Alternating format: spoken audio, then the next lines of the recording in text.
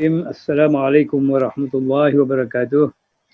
Alhamdulillahi rabbil alamin wassalatu wassalamu ala rasulillah wa ala alihi wa ashabihi ajma'in. Assalamualaikum warahmatullahi wabarakatuh. Alhamdulillah, kita majak kesyukuran kepada Allah Subhanahu wa taala kerana dengan izinnya dapat kita mulakan usrah pada malam ini selepas hampir 2 minggu kita berhenti. Jadi pada malam ini kita ada 2 perbincangan. Pertamanya tafsir dan satu lagi ialah tentang bimbingan rohani ataupun yang akan disampaikan oleh Ustaz Ismail nanti. Jadi malam ini berkenaan dengan tafsir, kita akan mulakan dengan ayat 229 dan ayat 230, iaitu dalam ayat suratul Baqarah yang berkaitan dengan hukum perceraian, hukum talak. A'udzubillahi minasyaitonirrajim. Bismillahirrahmanirrahim. Qala Allah Ta'ala, at-talaqu marratani fa imsakum bima'ruf aw tasrihum bi ihsan. ولا يحل لكم أن تأخذوا مما آتيتموهن شيئا إلا أن يقيما حدود الله وإن خفتم ألا يقيما حدود الله فلا جناح عليهما فيما افتدت به تلك حدود الله فلا تعتدوها ومن يتعد حدود الله فأولئك هم الظالمون فإن طلقها فلا تحل له من بعد حتى تنكح زوجا غيره فإن طلقها فلا جناح عليهما أن يتراجعا إن ظنا أن يقيما حدود الله وتلك حدود الله يبينها لقوم يعلمون. صدق الله العظيم. Terjemahan ayat.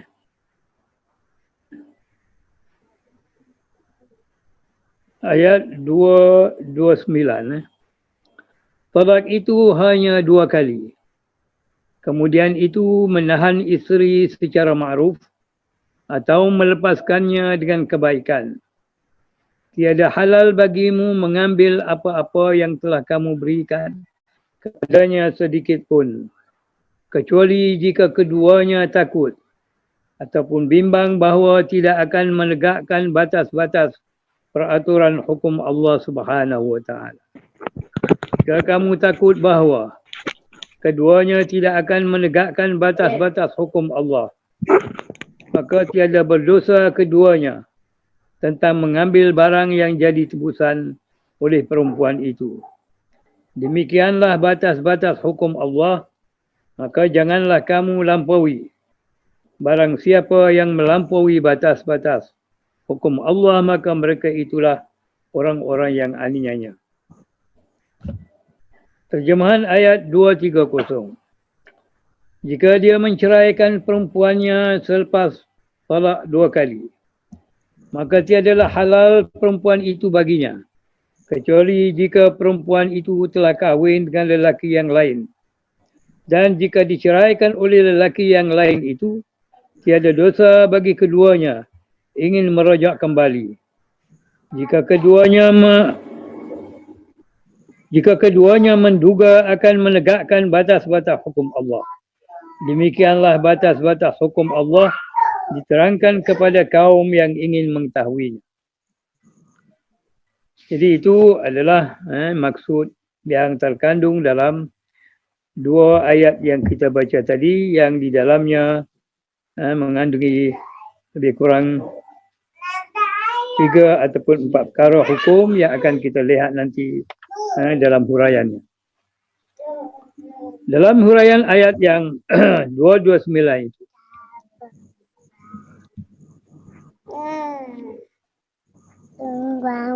jadi ayat yang kita baca tadi sebenarnya ada sambungan dengan ayat yang sebelumnya, iaitu ayat 228. Yang menjelaskan tentang isteri yang dicerai. berada dalam iddah sebelum ini. Jadi supaya tidak menyembunyikan kandungannya dan juga dia tidak boleh menghalang suaminya untuk rajak kembali kepadanya. Dan iddah yang ada padanya itu adalah 3 kali iddah. Jadi dalam 3 kali haid ataupun 3 kali suci. Kemudian suami dan isteri mempunyai hak dan kewajipan masing-masing dalam masa iddah itu sebagaimana kehidupan mereka berumah tangga, walaupun kita dapati selepas perceraian itu dan masih berada dalam iddah. Jadi suami bertanggungjawab lebih dalam menjaga urusan perbelanjaan, keluaran dan keselamatan rumah tangga. Jadi sebab itu kita dapati dalam ayat sebelum ini juga disebutkan tentang kedudukan suaminya itu lebih tinggi daripada isteri kerana tanggungjawabnya ada lebih daripada isteri. Jadi sebelum ini telah disebutkan berkaitan dengan perceraian itu, tapi dia menekankan dalam 2 ayat yang lalu itu berkaitan dengan hukum, hak dan juga tanggungjawab kedua-dua suami isterinya itu sama ada di masa perkahwinan dan juga selepas perkahwinan dalam masa mereka itu ataupun isterinya berada dalam iddah. Jadi dalam ayat 229 ini Allah menjelaskan bahawa perceraian yang disebut sebelum ini yang diharuskan rajak ataupun kembali semula kepada isteri itu ialah 2 kali perceraian ataupun 2 kali talaq. Tidak lebih daripada itu yang berlaku berlainan masa dan juga kita dapati berlaku bukan serentak. Maknanya kali pertama, kali kedua. Iaitu perceraian pertama kemudian diikuti selepas itu kembali semula misalnya. Kemudian berlaku perceraian yang kedua. Dan dia masih boleh kembali lagi. Kalau sekiranya kedua-dua bersetuju dapat hidup bersama. Selepas dia kembali semula, maka kita dapati ruang yang disebutkan tadi, maknanya bolehlah diguna oleh suami untuk kembali semula kepada isterinya selepas cerainya itu tidak melebihi ataupun hanya di antara 1 dan juga 2 kali. Atau kalau tidak, maka hendaklah dibebaskan isteri itu sampai habis iddahnya. Jadi kalau sekiranya suaminya itu tidak mau kembali kepada isterinya masa iddah, maka hendaklah dibiarkan iddah itu berlalu dan sehinggalah isterinya itu habis iddahnya dan berlakulah perceraian secara mutlak di antara suami dan isterinya tadi. Dengan berlakunya perceraian itu, suami tidak ada hak untuk mengambil kembali segala pemberian yang telah diberikan, mas kahwin dan juga pemberian yang lain kepada isteri dia dan juga kepada keluarga. Kalau sekiranya lebih daripada isterinya itu ada anak dan sebagainya itu. Jika perceraian itu berlaku dengan kehendak suami, maka hal itu adalah tidak ada hak bagi suami untuk minta kembali segala pemberian yang telah diberikan kepada isterinya itu. Kalau sekiranya berlaku dalam kehidupan rumah tangganya itu tidak dapat memenuhi tuntutan hukum yang ditentukan oleh syariat. Dan juga pihak di isteri ingin berpisah dengan suami. Selepas daripada beberapa usaha dilakukan, jadi kalau berlakunya perselisihan dalam syariat ini kita ada 3 peringkat. Pertama, kita kena berbincang sama sendiri untuk menyelesaikan masalah rumah tangga, tak perlu pihak lain masuk campur dalam urusan itu. Kemudian keduanya, kalau sekiranya hal itu tidak berjaya, maka minta dikembali semula kepada keluarga ataupun pihak yang telah mengemukan di antara suami dan isteri itu untuk berkahwin supaya mereka membantu untuk menyelesaikan perselisihan rumah tangga yang berlaku. Kalau itu juga tidak berjaya, maka barulah dibawa ke mahkamah untuk menyelesaikan perceraian itu, sama ada dalam bentuk biasa dengan persetujuan di antara suami dan isteri, ataupun kalau sekiranya isteri merasakan dia tidak boleh terus hidup dengan suaminya itu, maka dia boleh membuatkan pembayaran untuk menebus perceraiannya itu yang kita sebutkan sebagai khalak dalam istilah. Jadi dengan pembayaran itu, maka isteri bebaslah daripada ikatan dengan suaminya itu. Dalam arti kata yang lain, bahawa perceraian itu berlaku dan pihak mahkamah maknanya boleh menetapkan dengan pembayaran yang telah dibayarnya itu untuk memisahkan di antara suami dengan isterinya itu.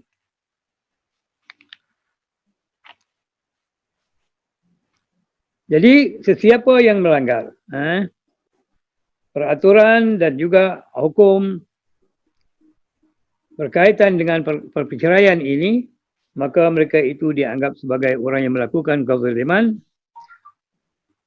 Dan begitu juga bagi mereka yang kembali semula dengan apa yang disebutkan sebelum ini, juga bagi mereka adalah diharuskan oleh hukum syarak, kecuali bagi isteri yang telah minta tuntutan cerai itu melalui pembayaran. Jadi itu berkaitan dengan ayat 229. Berkaitan dengan hukum, maknanya perceraian. Ada perceraian dua kali bercerai, boleh kembali semula suami kepada isteri. Ada perceraian yang kita dapati dilakukan di mahkamah disebabkan tidak boleh selesai di antara pihak yang terlibat dalam mengikat perkahwinan dan sebagainya, sama ada tanpa sebarang pembayaran ataupun dilakukan dengan pembayaran ataupun disebutkan sebagai tebus talak. Ayat yang berikutnya, jika berlaku perceraian kali ketiga, jika si suami tiada ruang lagi untuk berojak dengan sebab perceraian itu, sebab dia telah melebihi peruntukan keharusan, boleh rojak semula kepada isteri, iaitu setakat 2 kali perceraian. Jadi bila perceraian kali ketiga ini, peruntukan itu tidak ada lagi kepada suami. Tapi apabila isterinya ini kahwin dengan suami yang lain, dengan perkahwinan yang sah dan juga perhubungan berlaku, bukannya perkahwinan dilakukan secara helah, cina buta dan sebagainya, dan selepas daripada beberapa ketika kita dapati suami yang berkahwin dengan isteri yang diceraikan tadi menceraikan pula isterinya itu, maka suaminya yang dahulu itu bolehlah kembali semula kepada isterinya yang diceraikan oleh suaminya tadi, tetapi kembalinya itu bukan dengan rojak tetapi dengan perkahwinan akad yang baru, sebagaimana akad perkahwinan pertama yang telah dilakukan sebelum ini. Jadi apa yang berlaku di sini ialah selepas suaminya itu menceraikan isterinya itu dan selepas daripada habis kaedah, tempoh kaedah isterinya itu, barulah si suami yang dahulu itu boleh berkahwin dengan isteri lamanya ini. Jadi ini kalau sekiranya si suaminya tadi dan juga isteri yang ingin dikahwininya ini merasa mereka boleh dapat hidup aman dan juga tenteram dalam rumah tangga mereka di masa akan datang dan dapat memenuhi segala kehendak hukum yang ditetapkan oleh Allah Subhanahu wa taala. Dan di akhir ayat itu Allah menyebut itulah hukum Allah yang jelas untuk diberitahu kepada orang-orang yang ingin tahu dan mengambil pengajaran daripada hukum yang telah ditetapkan oleh Allah Subhanahu wa taala berkaitan dengan orang yang telah diceraikan 3 kali dan ingin kembali semula kepada isterinya yang lama. Jadi berdasarkan kepada ayat yang kita baca dan uraian yang diberikan itu, jadi boleh barangkali kita membuat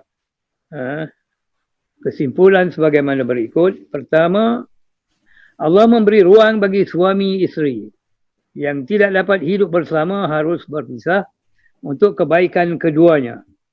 Walaupun kita dapati perceraian itu adalah merupakan satu perkara yang amat berat pada pandangan Allah Subhanahu wa taala. Yang disebutkan sebagai abghadul halal ila Allah wa talaq. Perkara yang Allah paling yang benar ataupun yang halal, tapi yang paling dibenci ialah perceraian. Kedua, oleh sebab perceraian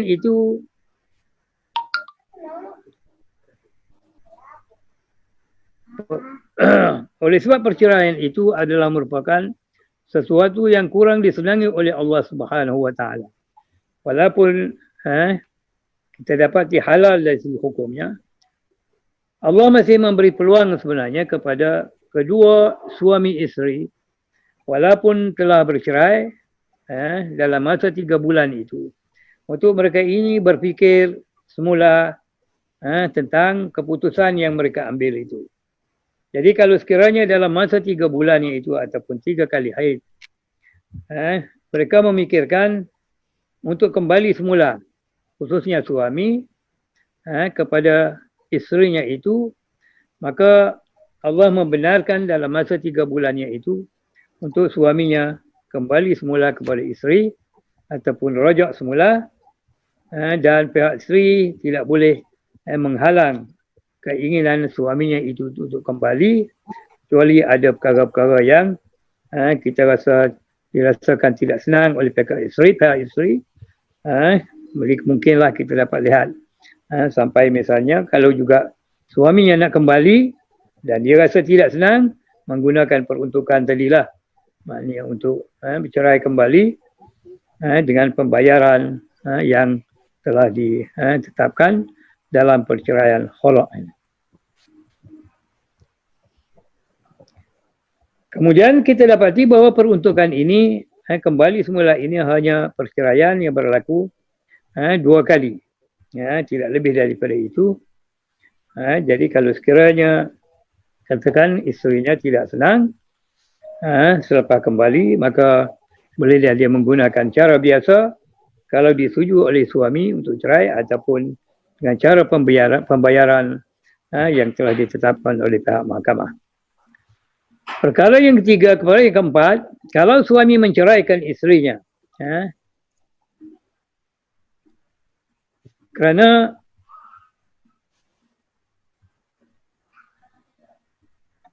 kalau sekiranya kalau suami menceraikan isterinya dengan 3 talak, kemudian isterinya mengawini dengan orang lain selepas habis tempoh iddahnya itu, kemudian kita dapati suaminya yang baru itu menceraikan isterinya itu, maka bagi suami yang dahulunya itu selepas habis tempoh iddah isterinya tadi diceraikan oleh suami, maka bolehlah dia kembali semula kepada isterinya itu dengan perkahwinan yang baru, maknanya menggunakan dengan mas kahwin yang baru dan segala akad yang baru dan juga perkara-perkara yang berkaitan yang diperlukan ikut persetujuan dua pihak untuk meneruskan kehidupan mereka secara suami isteri buat kali kedua ataupun kali yang berikutnya lah. Jadi itulah kita dapat lihat bagaimana Allah Subhanahu Wa Taala untuk menjaga kesucian dan kebaikan rumah tangga ini, maknanya diberikan peruntukan undang-undangnya ini supaya kita semua patuhi dalam proses yang telah disebutkan tadi dan dalam keadaan-keadaan yang telah disebutkan dalam dua ayat yang kita baca tadi. Jadi saya kira setakat itulah maknanya untuk tafsir pada malam ini, dan kalau ada apa-apa penambahan dan juga ingatkan kepada penjelasan, jadi bolehlah siapa-siapa untuk menambah dan juga memberi penjelasan. Ada masa 10 minit lagi. Jadi siapa-siapa nak tambahkan apa? Boleh? Ustaz, boleh tanya Ustaz? Boleh. Assalamualaikum warahmatullahi wabarakatuh. Assalamualaikum. Boleh ke kalau lafaz pertama kali dibuat oleh suami tu terus pada talak 3? Adakah itu dibolehkan ataupun diharamkan atau macam mana? Itu soalan pertama. Soalan yang kedua, Ustaz ada sebut tadi istilah Cina buta. Adakah istilah itu berlaku dalam budaya Melayu ataupun sebenarnya memang pernah berlaku di zaman Nabi? Allahuakbar. Okey, ada dua soalan. Satunya ialah 3 talak serentak. Ya. Jadi kalau ikut kaul, dia ada dua pandangan. Ada mengatakan maknanya jatuh 3 talak lah. Kalau dilakukan serentak. Tapi mengikut pendapat yang lebih afdal, yang lebih baiknya ialah jatuh 1 talak sajalah. Jadi itu yang kita dapat lihat, maknanya dia tidak jatuh talak 3 mengikut pandangan yang lebih baik lah. Sebab orang talak 3 sekaligus ni ialah kemungkinan juga ada keadaan-keadaan tertentu yang mempengaruhi keadaan dia dan sebagainya lah. Cuma dalam mahkamah sekarang ini saya tidak pastikan lah. Jadi kalau ada sesiapa boleh tambah yang amalan di mahkamah ni, jadi kalau dari segi maslahahnya, kalau tengok kepada, ialah disebutkan tadi adghabul halal ila Allah at-talaq itu. Perkara yang paling dibenci oleh Allah ni, maknanya sebaik-baiknya lah kita cuba elakkanlah daripada berlakunya perkara itu. Jadi pandangan yang mengatakan 3 serentak itu jatuh satunya itu, kita dapat lihat barangkali untuk kemaslahatan dan juga melihatnya kepada Allah tidak senang dengan perpisahan dalam kehidupan rumah tangga inilah. Kemudian perkara yang kedua yang disebutkan tadi ialah mereka yang nak kembali semula kepada isteri, yang hukum pada asalnya ialah maknanya perkahwinan biasa yang tidak ada apa-apa tekanan, perbicaraan yang boleh mempengaruhi berlakunya perkahwinan semula kepada suaminya yang lama itu. Cuma kita dapat lihat dalam amalan sama ada di Timur Tengah dan juga di negara kita ini ada dipanggil, di Timur Tengah dipanggil muhallil, orang yang menghalalkan untuk perkahwinan suami yang dahulu yang bercerai 3 talak isteri itu, dipanggil muhallil, orang tengah yang menghalalkan. Jadi dalam mazhab kita, daripada orang duduk dalam keadaan haram, orang kata gila talak lah ni. Jadi orang gila talak, jadi ada ruang helah. Ruang helah yang dilakukan dari segi hukum zahirnya tepatlah dalam hukum fiqah. Sebab dia kahwin pun kahwin betul. Dan dia duduk pun bersama dan juga sebagai suami isteri. Cuma timing tu, maknanya dia ada had. Jadi barangkali ada perjanjian di luar daripada akad tu lah. Jadi diminta supaya berpisah daripada suami.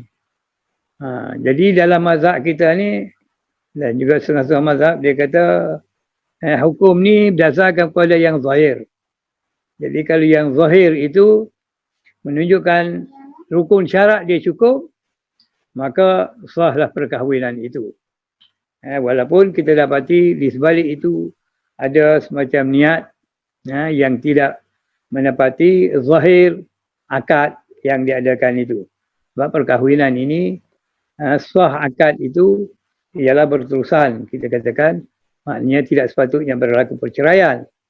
Jadi itu pada asasnya lah, maknanya hidup bersama berterusan untuk membina keluarga yang baik, keluarga yang soleh, anak yang soleh dan sebagainya lah. Jadi tapi itu berlaku dalam amalan. Kemudian yang teruk lagi kalau kita tengok di Timur Tengah, terutama di Mesir lah, dia panggil perkahwinan urfi, perkahwinan uruf. Ini dia tak pergi, mahkamah pun tak pergi. Yang upacara rasmi pun mengikut undang-undang dia tak pergi. Jadi banyak berlaku, kita kata, penganiayaan kepada wanita sehingga timbul di Mesir itu grup ataupun golongan NGO yang buat gerakan untuk cuba mengurangkan perkahwinan dalam bentuk ini. Sebab dari segi syariatnya boleh diterima lah. Sebab mak ayah dia ada, ayah dia wali dia ada, saksi dia ada, orang mengakad nikah pun ada, semuanya ada.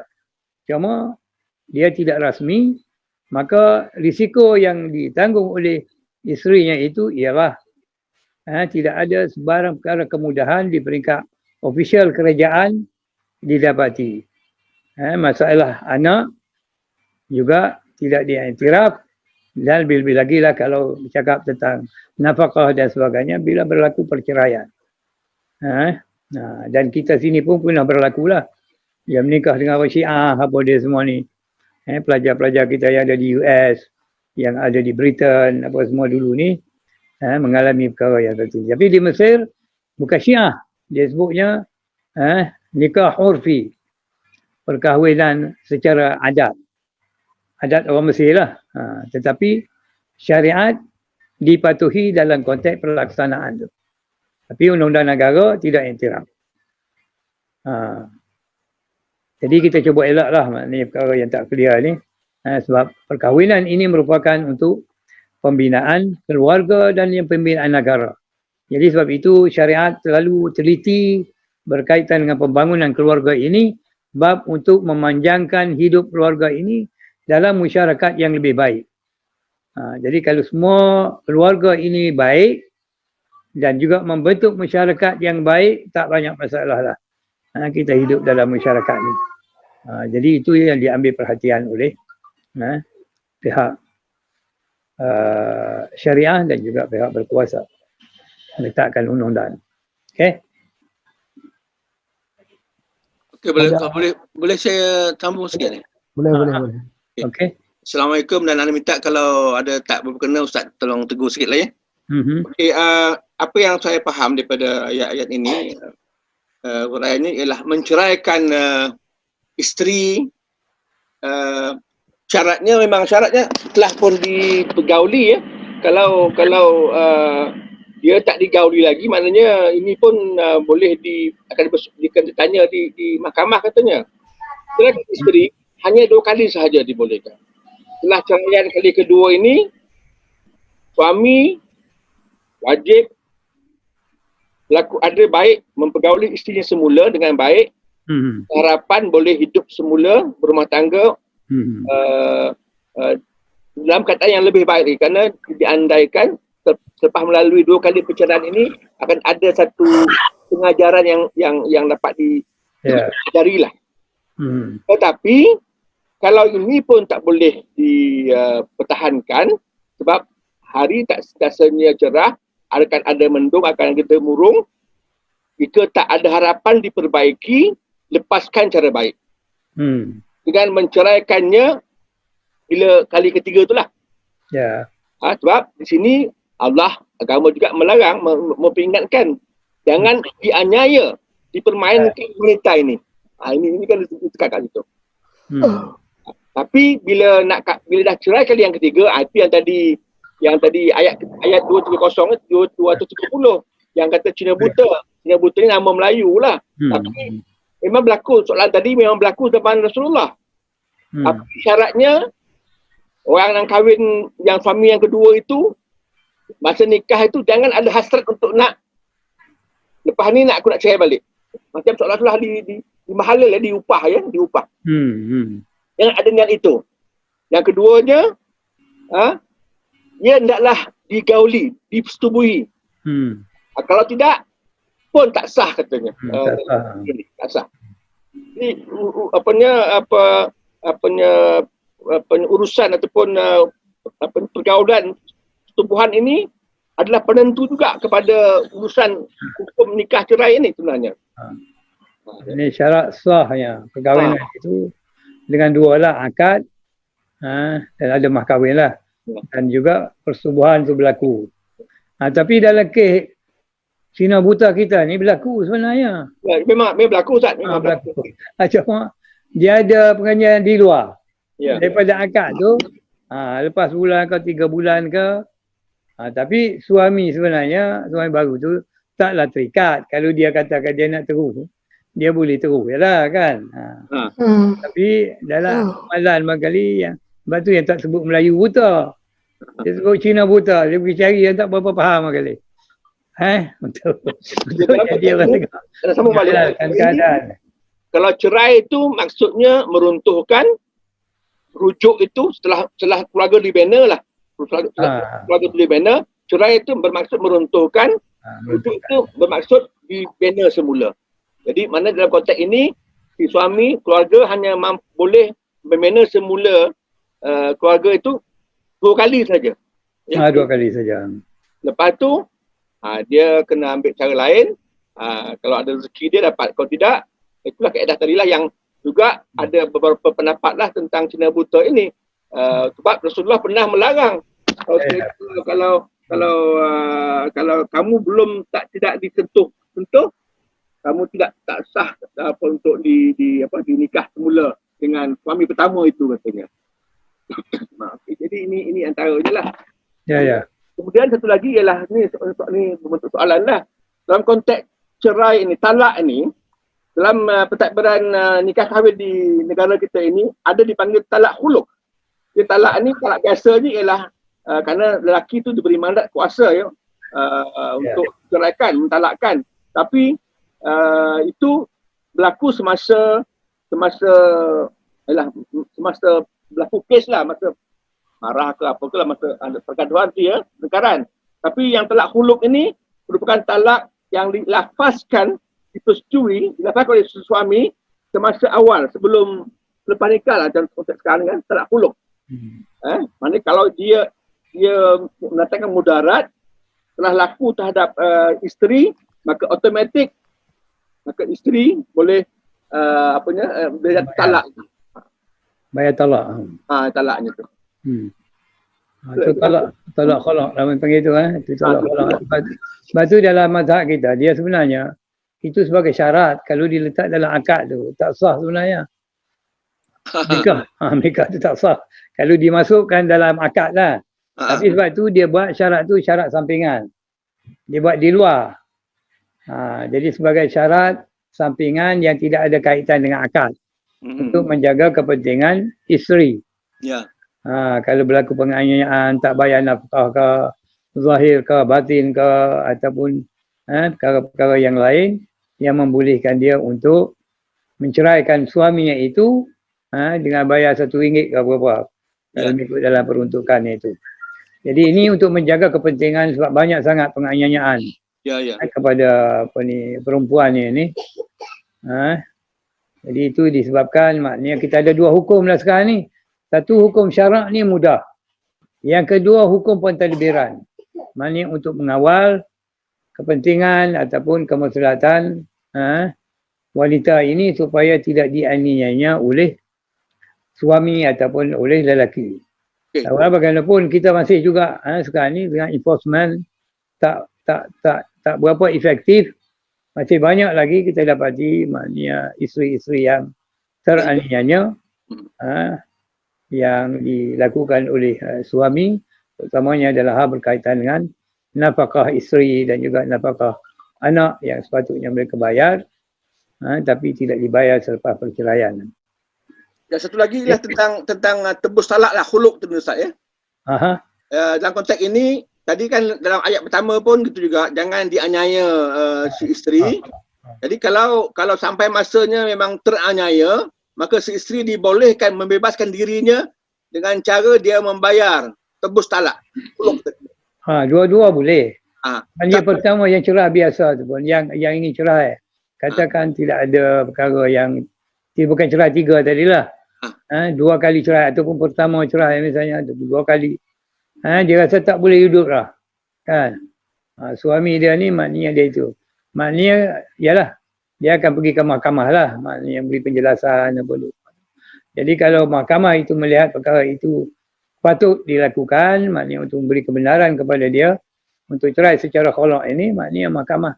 Dengan kuasa mahkamah, boleh memberi kuasa untuk isteri itu membayar dan juga memisahkan perkahwinan di antara suami isterinya tadi.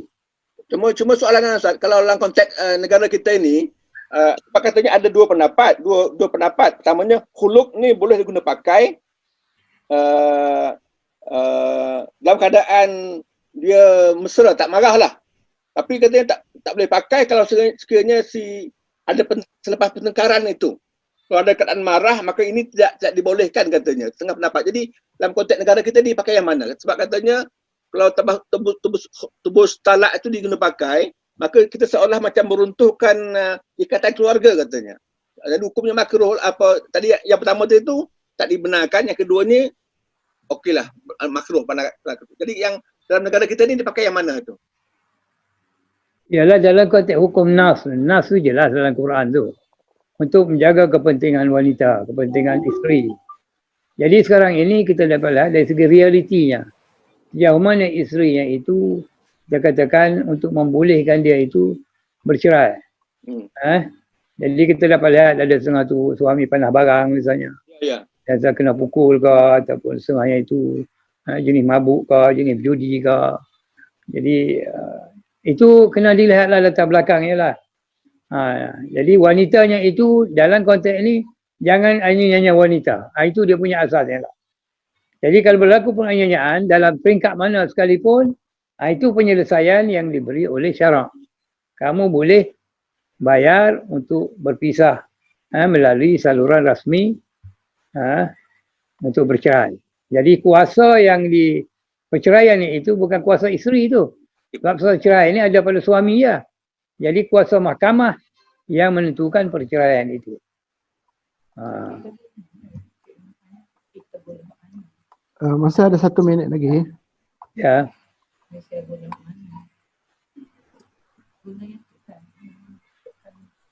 Apa dia? Okey, ada siapa lagi? Ada siapa nak tanya Ustaz berkenaan dengan cerai SMS ni. Cerai? Cerai cara SMS atau WhatsApp. Sekarang dah boleh guna WhatsApp dengan SMS cerai ni. Oh, SMS. SMS dibolehkan kan? Asalkan dia boleh komunikasi lah. Prinsip dia komunikasi daripada suami ke isteri. Kan? Dia dalam syariah ni simple. Syariah ni mudah. Maknanya dia terutamanya cerai. Cerai nikah ni dia perkara yang serius. Kamu serius pun dia jadi serius, kamu main-main pun dia jadi serius. Itu kes nikah ni, kes kahwin ni. Kes perceraian ni. Banyak al-jiddu wal hazlu jiddu. Kamu bersungguh pun jadi sungguh, kamu tak bersungguh pun jadi sungguh. Maknanya kalau apa bentuk mesej yang sampai melalui SMS apa yang mengandungi pengertian perceraian, bahasanya itu dia ada 2 bahasa lah, aku cerai misalnya kan. Jadi kalau aku cerai itu teranglah kan, sama ada SMS ke dengan tutur kata ke ataupun surat ke, dalam syariat semuanya diterima. Tapi kalau bahasa tu bahasa intifor, metafor, bahasa kinayah dalam bahasa Arab ni kan. Bahasa yang berterang kan. Hangat-hangat kita ni apa tu? Kamu ni balik mempuakmu lah. Tak payah duduk sini lah. Kan. Tu kena tanya dia lah. Dia maksud kan. Suruh balik duduk mempuak dia tu. Dia nak cerai ke ataupun hanya sekadar ugu saja. dia panggil korina. Bahasa tidak terang. Kena tanya pihak yang menggunakan bahasanya itu. Kalau dia kata tujuan dia suruh balik ni, cerai lah dia kata. Maknanya jadi cerai lah. Cuma Ustaz ya, dari segi pelaksanaannya, dari segi hukum dah jalan. Tapi dari segi pentadbirannya kena dibawa ke mahkamah ya, dari segi kena bawa mahkamah. lah ya. Kena bawa mahkamah sebab ialah takut salah guna kuasa lah suami. Kan? Buat nyanyi macam kalau dulu sebelum datangnya ayat berkaitan dengan ni, orang jahiliah ni banyak buat nyanyi wanita. Kan? Kahwin, cerai, pada tinggal nak habis tempoh. Dia balik semula. Kan? Sampai bertahun. Dia nyanyi wanita itu tidak dilepaskannya. Jadi itu yang dibuatkan, kita dapat lihat hukum iddah, hukum perceraian, apa dia semua ni. Sebab dalam dunia ni kita dapat lihat tidak ada satu pun peraturan undang-undang yang melindungi wanita. Kecuali Islam lah. Bila datang Islam, baru nampak maknanya diangkat martabat wanita itu. Sehingga ada surah khusus maknanya. Suratul Nisa. Surah berkaitan khusus dengan para wanita. Kalau dulu kita lihat dalam bangsa ialah yang lama-lama ni, tradisi dulu apa semua ni, memang wanita ini menjadi ialah bahan orang kata penganiayaan dalam semua bangsa. Selepas datang Islam lah kita dapat lihat di mana wanita ini tarafnya lebih kurang dengan orang lelaki dalam semua perkara. Hak dan tanggungjawab, melainkan perbezaan itu berlaku berdasarkanlah kepada kesesuaian kejadian manusia itu sendirilah. Wanita ini dia tempat kesesuaian dia menyusu anak sampai 2 tahun kan. Okey, terima kasih, masa dah habis. Okey. Terima kasih Ustaz Halim, terima kasih atas penerangan dan juga terima kasih kepada Yunus yang telah memberikan pandangan. Said Kemuzaman tanya tentang SMS, kemudian Kamin memberi soalan dan sebagainya. Seterusnya kita beri ruang kepada Ustaz Ismail Cikgu dalam tarbiyah ruhiyah selama 20 minit. Boleh? Okey. Silakan. Assalamualaikum warahmatullahi wabarakatuh. Waalaikumsalam. Alhamdulillah, wa bihi nasta'in. Muhammad Muhammad. Malam ini kita di muka surat 130 131 132 insya-Allah. Tak ambil buku tak ada.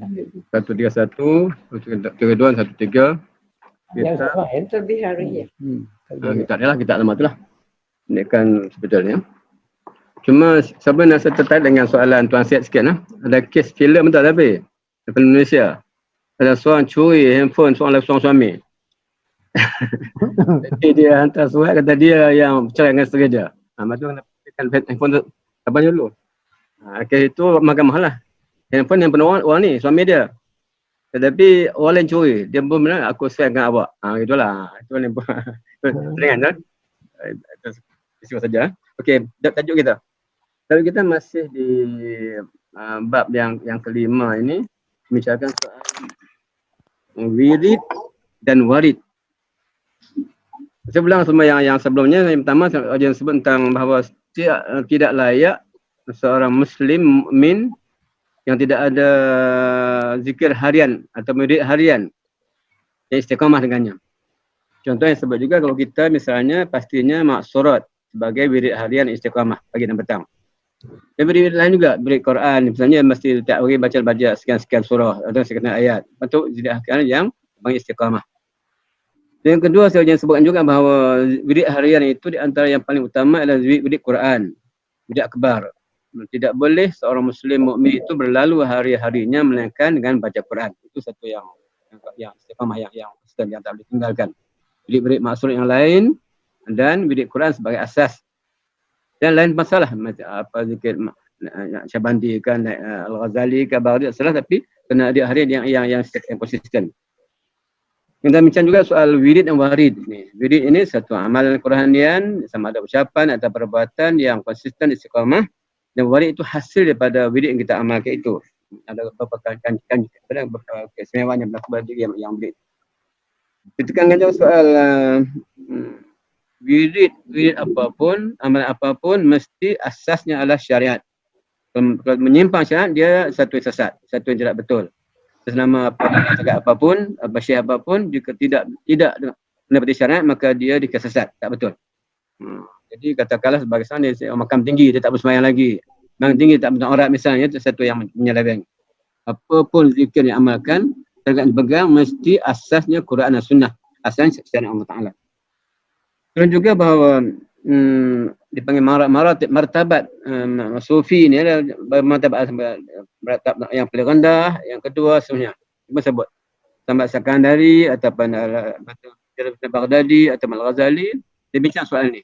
Cuma sepakat ulama-ulama sufi bahawa yang paling rendah adalah at-taubah. Makam taubat. Ini saya sebutkan kali lah. Taubat supaya asas pada untuk melangkah kepada lebih tinggi, makam lebih tinggi. Maka tinggi tiga, ya sama ada tawakal, hub ataupun rida. Jadi sebab ulama akan hub atau ada macam rida dan tawakal. Okay. Yang paling penting ialah yang pertama iaitu at-taubah. Taubah ini dalam amal di segi teorinya adalah istighfar fil yaum walala aksan min mar'a mi'ata marrah. Itu zikir Astagfirullah azim sekurang-kurangnya 70 kali atau 10 kali ke atas atau 1 kali. Itulah.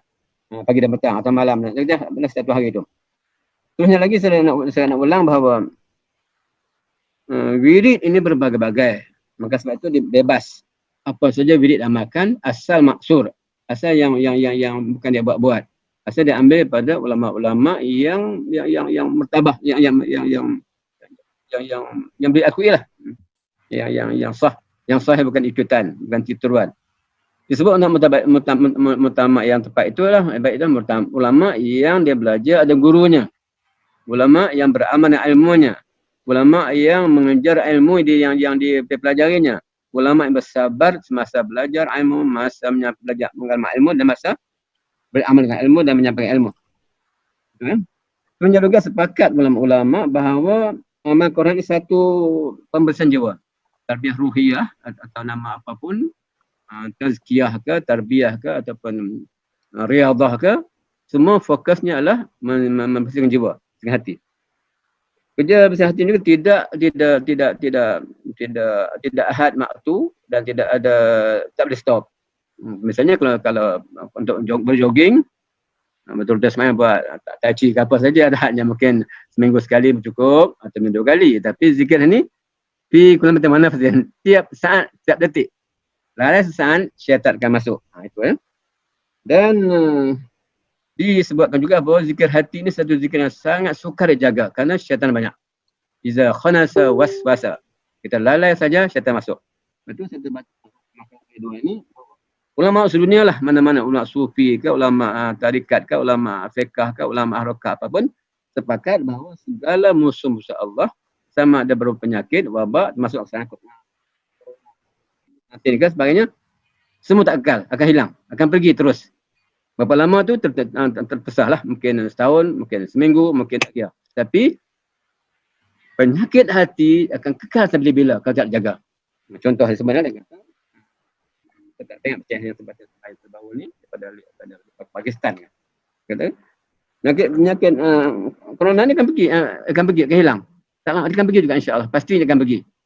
Dia akan tinggal kita. Tapi yang tinggal pada kita adalah penyakit takabur, penyakit riak, penyakit sombong, penyakit hasad masih ada. Saya pun sebuah hadis Nabi sallam baca sikit An Abdullah bin Mas'ud radhiyallahu anhu, dia kata apa? Nabi bersabda, la yadkhul jannata man kana fi qalbi misqala dzarratin min kibr. Qala rajul inna rajula yuhibbu an yakuna thawbuhu hasanan wa na'luhu hasanah. Qala inna Allah jamilun yuhibbul jamal. Al-kibru qatul haqq wa ghamtun nas. Nabi kata, ini bersabda, siapa yang ada dalam diri sifat takabur, walaupun sebab zarah, bahasa bisawi, dia tidak layak masuk surga. Siapa sifat takabur ini, al-kibriya tu, maka dia tak masuk surga. Orang tanya, ya Rasulullah. Ada seorang kawan kita yang suka pakai pakaian cantik. Baju yang cantik, pakaian kasut kasih. Nabi sabda, "Innallaha jamilun yuhibbul jamal." Allah cantik, suka menyantik. Tapi yang menolak kebenaran, meremehkan manusia lain. Maknanya dia bukan sombong, dia pakai itu menunjukkan kerana Allah bagi kemewahan, Allah bagi kenikmatan pada dia. Hadis tunjukkanlah. Tapi bukan kata kabur, hanya nikmat Allah bagi yang itu ya. Itu soal takabur. Soal tidak. Soal menyakit hati banyak sangat. Maknanya penyakit boleh pergi, boleh pergi, tapi bila dia pergi, hati kita belum tentu bersih daripada sifat takabur, sifat riak, sifat sum'ah, sifat hasad negeri sebagainya. Oleh sebab itu, kena berusaha sekarang lagi bersedia untuk jangan sampai corona pergi tapi kita ada riak, kita ada sombong, kita sebagainya lagi. Dan caranya lah dengan zikrullah, dengan dekati Quran, dengan dekati halaqah-halaqah ilmu, dengan belajar ilmu, dengan baca Quran, dengan tadabbur insya-Allah. Itu yang sekadar ulangan, tapi ditentukan oleh Syekh. Ini kitab kita ini bukan tentang wirid juga.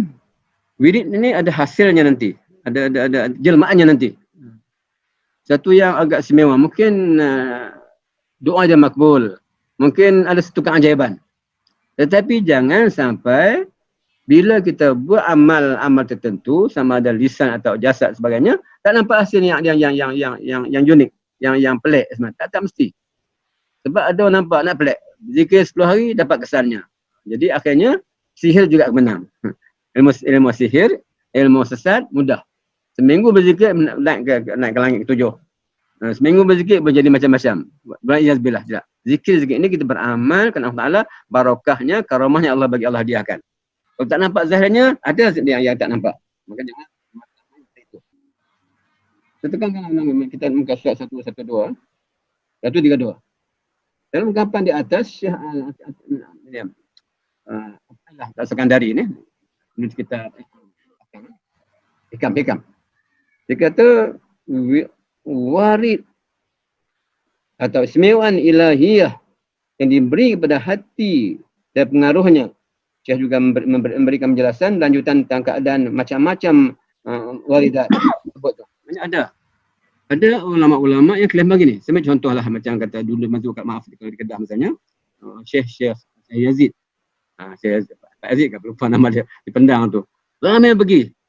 Orang sakit jumpa dia, nak sekolah PSA jumpa dia. Ada kesimpulan dia sendiri. Amal dia tak banyak, yang biasa je lah. Sampai jamaah, memimpin umat, zikir-zikir tentu. Tetapi ada kelebihan dia sendiri. Dia doa makbul. Begitu contohlah. Tapi jangan fikir bila orang tu macam biasa, dia tak makbul juga. Allah simpan. Ada waktu lain. Atau waktu keadaan lain yang tunjukkan kesimpulan itu. Benar.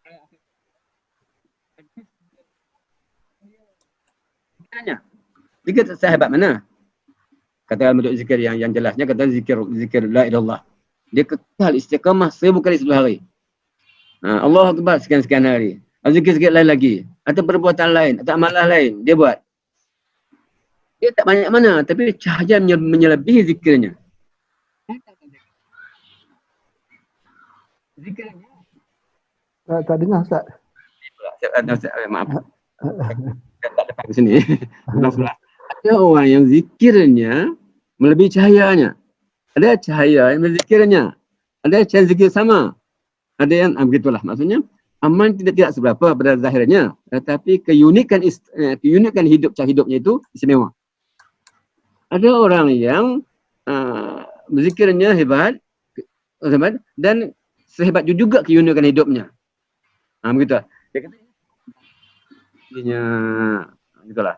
Kalau sebagai contoh, kadang kalau kita orang pergi cat kereta. Pergi cat kereta dia pergi cat saja, tak bersihkan cat lama, harus tak buang. Dia tak ketuk habis, tak gilap habis, tak bersihkan semua, cat baik mana pun kau rosak. Maka itu fokusnya ialah hati ni bersihkan sebersih-bersihnya. Itu kita baca dulu, at-tahalli, tajalli itu. Yang pertama bersihkan maksiatan.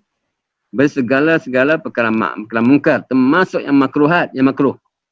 yang makruh, yang haram bersihkan, maka barulah masuk yang baik ini. Itu kekal. Tapi kalau masuk benda-benda baik dalam perkara yang kotor, dia tak kekal, dia tak masuk. Baik. Tapi kalau air itu kotor, tambah air banyak lagi pun kotor juga. Maka bersihkan sebersihnya baru masuk air jannah. Menjadi hati kita bersihkan segala maksiat itu, sama berupa maksiat sagair ke kabair ke, atau dengan amal-amal yang sebagainya, untuk bersihkan jiwa ini. Maka dimasukkan zikir-zikir maksur, masuk amal baik, insya-Allah taala akan terjelma insan yang kamil di segi kerohanian dan juga jasadnya. Wallahu a'lam. Insya-Allah akan datang kita bab yang ke-6, hati sebagai sasaran pertama dan utama dalam pendidikan Islam, insya-Allah. Sampai bincanglah. Okey, terima kasih. Nampak orang baru hadir ni, Farbis, Dr. Farbis. Dr. Farbis. Ada nak silakan cakap apa kah? kapal sawit. Okey, ada apa-apa nak dibincangkan? Kalau ada masa, kita ada masa ni. Sengaja kosong untuk bincang-bincang. Betul, Ustaz. Kita berhenti sampai 10.30. Kalau siapa nak ini. Assalamualaikum Ustaz. Assalamualaikum. Nak tanya sikit. Ni dari segi istilah lah. Kita ada istilah zikir. Kita ada istilah wirid. Kita ada istilah ratib. Lepas tu sekarang ni wiridat. Wird. Apa nama dia? Wirid. Wiridat. Ya. So maknanya hasil daripada zikir itu merupakan pengiatan. Lepas tu berulangnya jadilah wirid. Betul kan? Kefahaman saya ni kalau Ustaz boleh betulkan. Ya. Dan kalau dijadikan berikut waktu tertentu jadilah ratib. Gitu. Dan hasilnya waridat. Kan? Kita betul tu. Betul. Zikrullah. Tu zikir ingat. Akan zikrullah zikr. Zakir zikr tanfa'ul mu'minin. Ingat yang pahala. Sama ingat tu dengan bentuk zikr di lisan, atau zikr qalb, atau zikr jasad, arkan. Zikir tu. Kan ratib ni tak pasti kan. Tapi orang kampus sebab nak ratib ni ratib 1000 kali. Orang meninggal 1 kali, 10 kali ratib gitu. Itu Allah itu mungkin ataupun kampungan tak pasti. Tapi maksudnya benda sama lah. Benda itu sebutkan nama Allah dan zikir-zikir yang maksur untuk membersihkan jiwa dengan diri supaya sentiasa tidak lalai daripada gangguan syaitan. Itulah mungkin Ustaz Alim tambah kot. Pada Ustaz. Okey. Kalau kita nak dalam konteks orang kata urutan zikir lah yang Ustaz Ismail sebut tadilah, yang ada urutan pengamalnya. Jadi satu daripada amalan untuk orang awam yang ditinggalkan oleh ilmuwan kita dululah, ulama kita dulu, yang lepas sembahyang tu lah. Kan? Itu satu daripada untuk orang awam. Jadi bila lepas sembahyang, astagfirullah 3 kali, lepas tu la ilaha illallah, sampailah tahlil. Maknanya package. Jadi dia ada satu package, di dalam tu ada zikir nama Allah, dalam tu ada bacaan Quran, dalam tu juga ada dalam bentuk doa, dan dalam tu juga ada bentuk tahlil.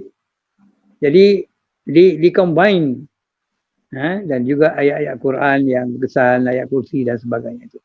Jadi itu sebenarnya kita dapat lihat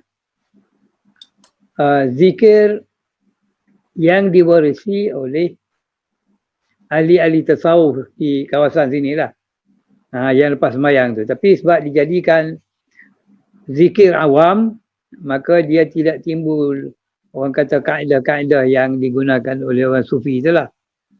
Sebab dia telah jadi satu standard dan juga telah jadi untuk orang awam.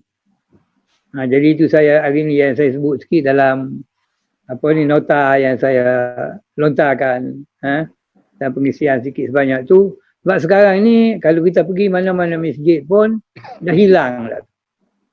Jadi hak zikir-zikir baru ni kita sendiri pun tak orang kata urutan tu kita tak terasa. Jadi kita orang lama ni yang dah berubahan bagaikan yang diikuti surau masjid ni, maknanya zikir itu nampak standard. Orang kata daripada Perlis sampailah ke Nusantara, sampai ke Indonesia. Terutamanya masyarakat-masyarakat pondok dan sebagainya itu. Jadi di standardiskan zikirnya itu lepas bayang kita baca ni lah. Dan tidak dikatakan wajib. Tapi dalam amalan kalau kita lihat di kampung pun kalau orang yang terdedah dengan zikir ni, zikir yang standard ni, dia berurusan maknanya. Jadi bila lagi sekarang ni ada lagi masalahnya yang bid'ah. Ini lagi serius lah. Jadi sebabnya kita zikir ni macam yang lebih sekalinya zikir Quran lah. Maksudnya sama ada kita baca Quran ataupun pilihan ayat-ayat Quran yang dijadikan sebagai zikir. Macam ayat kursi itu setengahnya telah sampai kepada tahap zikir lah. Mungkin kita tak ada apa, orang kata dalam keadaan badan tak bersih pun kita boleh baca ayat kursi. Sebab dia dah. Jadi zikir ni dia tidak terikat sangat kepada kebersihan diri itu. Kalau kita bersih itu lebih baiklah. Dan satu lagi kita dapat lihat bahawa zikir dan juga fadail ini, amalan-amalan yang berkaitan. Perkara sunat ini sebenarnya dia boleh menimbulkan dua perkara. Yang disebutkan hubbullah, kecintaan kepada Allah, wa halawatul iman, dan kemanisan iman. Sebab nature dia kita dapat lihat dia bukan tuntutan wajib ni. Dia volunteer. Kita suka rela. Mengikat diri kita dengan Tuhan dengan menyebutnya. Subhanallah, Maha Suci Engkau dari segala kekurangan, segala kekotoran, segala. Jadi kita menyebut itu secara volunteer. Jadi Allah menyebut dalam hadis kursi, dia kata mazalal abdu yataqarrabu ilayya bin nawafil hatta uhibbah. Hamba ku ni berterusan membuat perkara-perkara yang sunat ini, zikir dan sembahyang sunat dan segalanya lah. Sehingga uhibbah, hatta uhibbah, sehingga aku merasa cinta kepada hamba ku ni. Jadi perkataan cinta, perkataan kemanisan iman itu ialah dia banyak dibantu oleh amalan-amalan yang berbentuk volunteer ini. Jadi macam yang wajib tu kita sembahyang 5 waktu. Itu orang panggil apa? Menjalankan tugas. Yang mesti buat. Tak buat dia berdosa. Tambahan dia tak banyak situ. Macam kita kerja pejabat dia lah. Kalau dia ikut skrip saja, paling lambat sekali lah naik pangkat kan. Dia kena kerja-kerja yang orang kata betul volunteer yang kita tambah daripada kerja-kerja yang rutin biasa tu. Jadi itulah sebabnya Allah menyebutkan yang fadail ni banyak tengok sejauh mana pengorbanan masa, pengorbanan tenaga yang dilakukan oleh hamba-Nya itu dalam perkara yang sifatnya volunteer. Jadi sebab itu disebutkanlah orang yang tinggi martabatnya itu berapa zikirnya, la ilaha illallahnya berapa banyak, subhanallah berapa banyak, dan seterusnya lah. Tapi kita tidaklah sampai begitu. Tapi untuk mengecapi halawah iman ini, kemanisan iman itu, kemesraan kita hubungan dengan Tuhan itu, hubbullah tu maknanya kena kekerapan berjumpa.